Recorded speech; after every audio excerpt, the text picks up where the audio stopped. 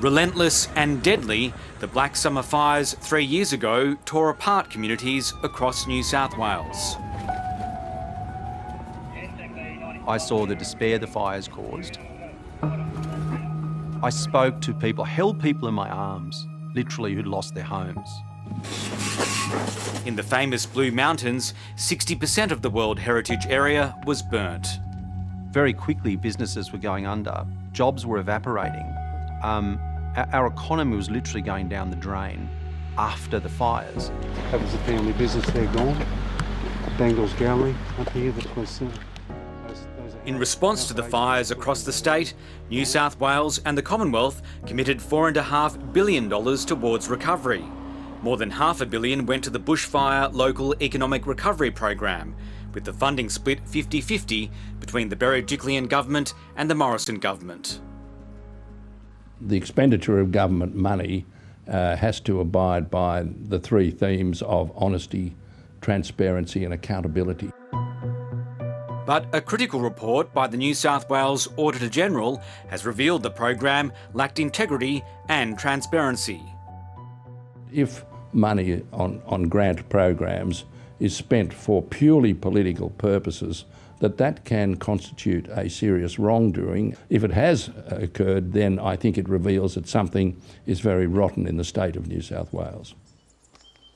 The state government was keen to fast-track the first round of funding of more than $100 million, with local councils applying.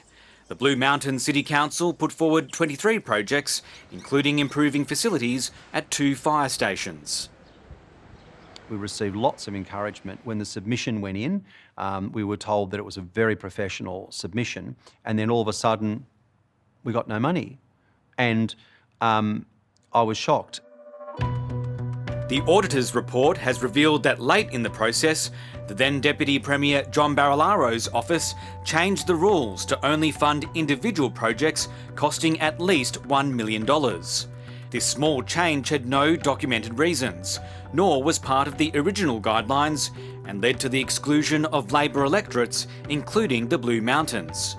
Ultimately, more than $95 million in grants went to coalition electorates and $12 million to an independent electorate. Let me be very clear about this, and unambiguous. When we were applying for the grants, we were never, ever told about a $1 million threshold. It didn't exist. This is pork barrelling off the back of bushfire recovery. At a state parliamentary inquiry in 2021, John Barilaro said the projects did not meet the threshold.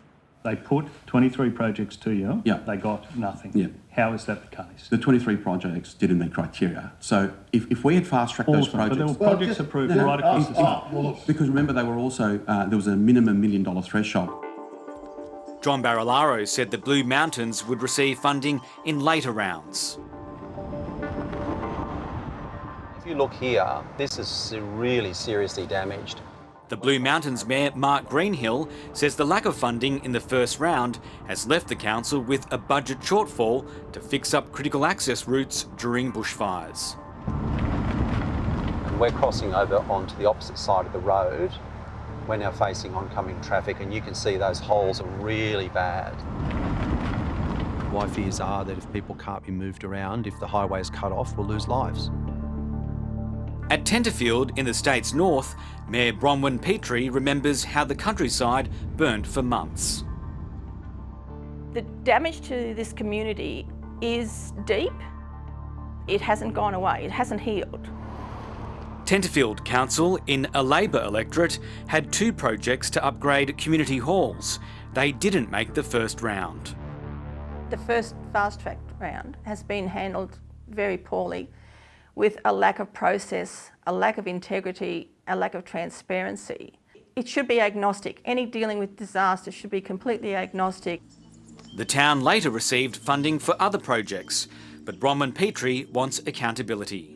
I'm feeling that our community has been, in a way, cheated from that. I suppose that is the correct word. It's not just the previous Deputy Premier has some questions to answer. The department themselves has some questions to answer. I do have a few questions. I don't have many today. In federal parliament last month, key federal bureaucrats revealed they'd also been in the dark about the last-minute change in rules by the then Deputy Premier's office. When was the agency informed that the threshold for that part of the stream had been raised to $1 million? The agency was informed after the fact. Informed, sorry? Yeah. So the agency became aware of that afterwards. We weren't privy to the specific processes being used by the states and territories. The Perrottet government has now sent the Auditor General's report to the state's powerful Independent Commission Against Corruption. So far, the ICAC is saying nothing about whether it'll take action. From my reading of the audit report, there is definitely a need for an ICAC investigation here, and the public is entitled to know whether what we see here is something that's inappropriate or whether it's some kind of massive bureaucratic cock-up. John Barilaro declined to be interviewed by 7:30, his lawyer citing mental health concerns for his client, while the Department for Regional New South Wales, responsible for the grant program, maintained that all projects met requirements.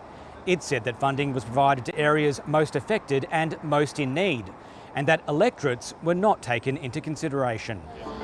What's your PB? As Dominic Perrottet heads into the election campaign, there are questions over his role as Treasurer at the time of the bushfire grant program. But he's deflected questions about any direct involvement.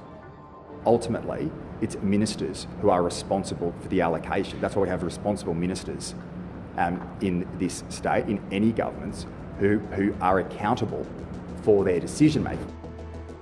Back in the bushfire-affected communities, some residents won't be forgetting the government's actions come the election. I would like to see an explanation, a clear explanation of what took place in the Minister's office.